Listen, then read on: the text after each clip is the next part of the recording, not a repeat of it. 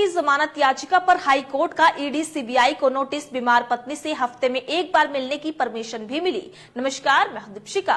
Delhi high court में आप नेता और पूर्व उप मुख्यमंत्री मनीष सिसोदिया की जमानत याचिका पर सुनवाई हुई। कोर्ट ने ईडी सीबीआई को नोटिस देकर जवाब मांगा है। साथ ही उन्हें बीमार पत्नी सीमा से हफ्ते में एक बार मिलने की परमिशन भी दी गई है। मामले की अगली सुनवाई 8 मई को होगी। ट्रायल कोर्ट से बेल खारिज होने के बाद सिसोदिया ने 30 अप्रैल को एक्टिंग चीफ जस्टिस मनमोहन और जस्टिस मनमीत प्रीतम सिंह अरोड़ा की बेंच के सामने याचिका लगाई थी। सिसोदिया ने दिल्ली शराब नीति से जुड़े प्रवर्तन निदेशालय के मनी लॉन्ड्रिंग और केंद्रीय जांच ब्यूरो के भ्रष्टाचार मामले में 2 याचिकाएं लगाई है। राउस एवेन्यू कोर्ट के फैसले को दी चुनौती। जी हां, गौरतलब है कि आप नेता ने निचली अदालत के फैसले के विरुद्ध हाई कोर्ट में जमानत अर्जी दाखिल की है। वहीं निचली अदालत ने उनकी नियमित जमानत की याचिका को खारिज करते हुए कई कठोर टिप्पणियां भी की थी। मनीष सिसोदिया ने जमानत याचिका के साथ ही एक अलग से आवेदन भी हाई कोर्ट में दायर किया था। इस आवेदन में उन्होंने निचली अदालत के फैसले में जो राहत मिली थी उसे बरकरार रखने का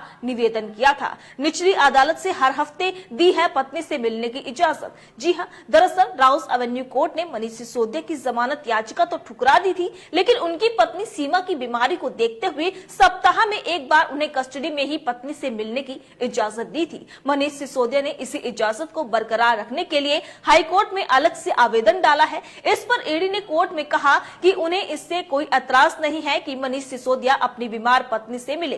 राउस एवेन्यू कोर्ट ने 30 अप्रैल को खारिज की थी याचिका। जी हां, बता दें कि दिल्ली की राउस एवेन्यू कोर्ट ने 30 अप्रैल को सिसोदिया की जमानत याचिका खारिज कर दी थी, जिसके बाद उन्होंने हाई कोर्ट का रुख लिया था। सिसोदिया ने अपनी जमानत को लेकर कहा था कि उन्हें 11 महीने से अधिक के समय से हिरासत में रखा गया है और कार्यवाही में देरी हो रही है। सीबीआई ने उनकी याचिका का विरोध करते हुए कहा कि किसी आरोपी को जमानत तब तक नहीं दी जा सकती जब तक ये साबित न हो जाए कि उनके भागने का कोई खतरा नहीं है, वो गवाहों को प्रभावित नहीं करेगा और सबूतों के साथ छेड़छाड़ नहीं करेगा। वहीं पहले भी कई बार खारिज हुई सिसोदिया की जमानत याचिका। जी हां, सीबीआई ने सिसोदिया को 26 फरवरी 2023 को गिरफ्तार किया था। ईडी ने न्यायिक हिरासत के दौरान उन्हें 9 मार्च 2023 को गिरफ्तार किया था। सिसोदिया तब से तिहाड़ जेल में है। उन्होंने ईडी मामले में राउस एवेन्यू कोर्ट में जमानत याचिका दायर की थी, जिसे 28 अप्रैल 2023 को खारिज कर दिया गया था। वहीं सीबीआई मामले में उनकी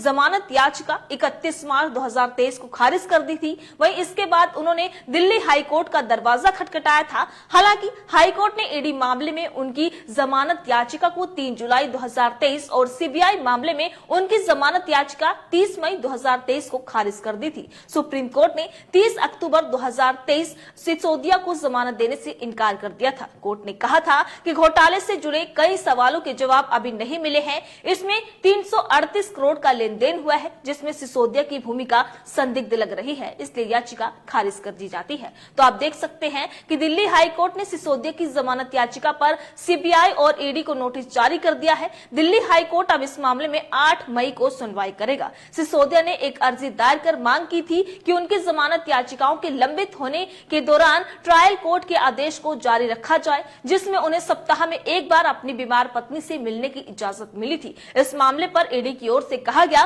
कि अगर ट्रायल कोर्ट का आदेश जारी रहता है तो जांच एजेंसी को कोई आपत्ति नहीं है। इस खबर को लेकर आपकी क्या राय है? अपनी राय कमेंट बॉक्स में लिखकर हमें जरूर बताइएगा। इसी तरीके से देश और दुनिया से जुड़ी हर छोटी से बड़ी अपडेट के लिए FBN यानी फ्रंटलाइन ब्रेकिंग न्यूज के साथ बने रहिएगा।